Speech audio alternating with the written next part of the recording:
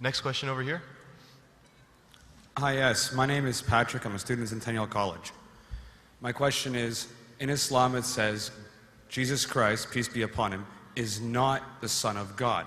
When we are all children of Allah and born of mother and father, for he is only born of a mother, why is he not the Son of God?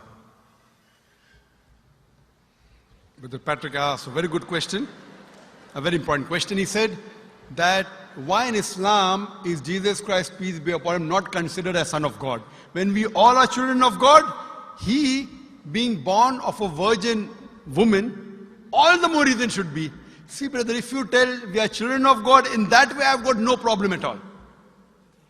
If you read the biblical language, if you say that we are children of God and Jesus is Son of God, in that context, meaning he is person who follows the commandment of God, most verily all the messengers of God, they are sons of God.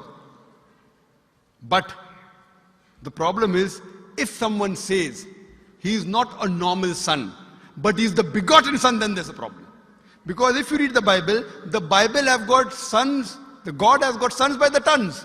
If you read the Bible, Adam is son of God, Ephraim is son of God, Israel is son of God. It's mentioned in the book of Romans, chapter number 8, all those who are led by the Spirit of God, they are sons of God. That means if you follow the commandment of God, you're a son of God. I've got no problem with that phrase at all.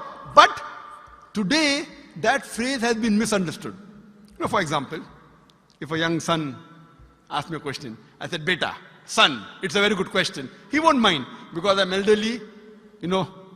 But if I say that begotten son, that means I'm insinuating him. You know, maybe he'll punch me. Fine. So what do you realize? That using the phrase son of God, in the context that we are children of God, we have no problem. So in that context, all the human beings who follow the commandments of God can be called children of God. No problem. But what the Christian says, that no, Jesus Christ, peace, but it's not a normal son. And he quotes Gospel of John, chapter number 3, verse number 16. For God so loved the world that he gave his only begotten son. Whosoever believeth in him shall not die but have everlasting life. Correct, brother? So do you believe Jesus is the begotten son of God? I do. You believe, fine. Now this verse which I quoted, Gospel of John, chapter number 3, verse number 16, it's from King James Version. For God so loved the world that he gave his only begotten son. Whosoever believeth in him shall not die but have everlasting life. Now when you read the Revised Standard Version of the Bible, revised by Thaidu scholars, Christian scholars of the highest eminence, backed by 50 different cooperating Christian denominations, they say that this word begotten is an interpolation, it's a fabrication, it's a concoction, it's an adulteration. Who's saying? Not Muslims, not Hindus, Thaidu Christian scholars of the highest eminence in the Revised Standard Version of the Bible, they say begotten is an interpolation. It's a fabrication, it's a concoction, and they're thrown out of the Bible. So if you say Jesus is Son of God, like Adam, like Ephraim, like Israel, I have no problem. The moment you say begotten, I want to ask you the question, what is the meaning of begotten? Brother, what is the meaning of begotten? You know, begetting is an animal act. It's the function of lower animals of sex. And when you say that he was born to Mother Mary, virgin, what are you insinuating? And if you say, because Jesus Christ, peace be upon him, is God or Son of God, because he was born to Mother Mary, Quran gives the reply in Surah Imran, chapter number 3, verse number 59. Inna masala Isa indallahi ka masala Adam. Khalaqa min turab. That when they say the similitude of Jesus in front of Allah is the same as Adam. They were born from dust and said, be and it was. If you say that Jesus Christ is God because he had no father and only mother, then Adam, peace be upon him, is a greater God. He had no mother and no father according to the Bible. MashaAllah, you're clapping. I like it. So if you say Jesus is God because he had no father, only mother, Adam is a greater God, peace be upon him. He had no mother, he had no father. I never referred to him as a God, but Son of God. That's right. Fine. So Adam is a bigger son of God. Right or wrong? By your definition, Adam would be a god, for he has no mother nor no father. Not my definition, not my definition. By the definition of the Christian missionary. By my definition, he is a messenger of God. Because God cannot beget. I told you in my talk. Lam yalid wa lam yulad. He begets not, nor is he begotten. The moment God begets, he is not God. Son of God meaning pious person, I agree.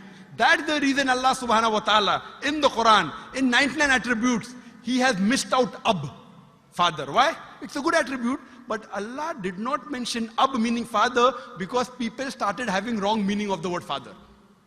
So he used the more difficult word Rab, but did not use Ab. Logically it's fine, but Almighty Allah subhanahu wa ta'ala purposely did not use the attribute Ab in the Quran because people will misunderstand. That's the reason English-wise, saying Jesus is the Son of God, meaning messenger of God, I'm with you. But the moment you say begotten Son, I have objection. So you say Jesus is a messenger of God, I say peace be upon him after his name. So I respect Jesus Christ, peace be upon him, more than you, Brother Patrick. Because when I take his name, I have to say peace be upon him. If I do not say that, I'm wrong. So I love Jesus Christ, peace be upon him, more than you. I follow his teaching more than you. And if you want, I can prove it to you. That's a different argument, not for tonight. Sorry? That's a different argument and not for tonight. Okay, fine. I'll give you a few things. Jesus Christ, peace be upon him. Fine? If you read the Bible, he was circumcised on the 8th day. Fine? Majority of all the Muslims are circumcised, the Christians aren't. So if you say Christian means a person who follows the teachings of Jesus Christ, peace be upon him, then it's mentioned in the book of Leviticus, chapter number 11, verse number 7 to 8. It's mentioned in the book of Deuteronomy, chapter number 14, verse number 8, you should not have pork. It's mentioned in the book of Isaiah, chapter 65, verse number 2 to 5, should not have pork. Muslims don't have pork, most of the Christians have pork. If you read the book of Ephesians, chapter number 5, verse number 18, in the book of Proverbs, chapter number 20, verse number 1, it says you should not have alcohol. Muslims as a whole don't have alcohol, most of the Christians have alcohol. If you say Christian means a person who follows the teachings of Jesus Christ, peace be upon him, we Muslims are more Christian than the Christians themselves. We love him. We respect him. If you say, I love Jesus Christ, peace be upon him, but don't follow his teachings, your love is false. We, therefore, mashallah, I love Jesus Christ, peace be upon him, more than most of the Christians. Because I follow his teachings, I respect him, I revere him. And Jesus Christ also said, in the Gospel of John, chapter number 16, verse number 11 to 14, I have many things to say unto you, but ye cannot bear them now. For he, when the Spirit of truth shall come, he shall guide you unto all truth. He was talking about Prophet Muhammad to come. So Jesus Christ, peace be upon him, said, you have to believe in the last and final messenger, Prophet Muhammad sallallahu alaihi wasallam. So even that way I'm following Jesus Christ, peace be upon him. I believe in Prophet Muhammad. Do you believe in Prophet Muhammad as the messenger of God? I do. MashaAllah. Now you're more closer to... Allahu Akbar. Allahu Akbar. Subhanahu wa ta'ala. Now he wants to say the Shahada, and then we will move from it, say Ashhadu an la ilaha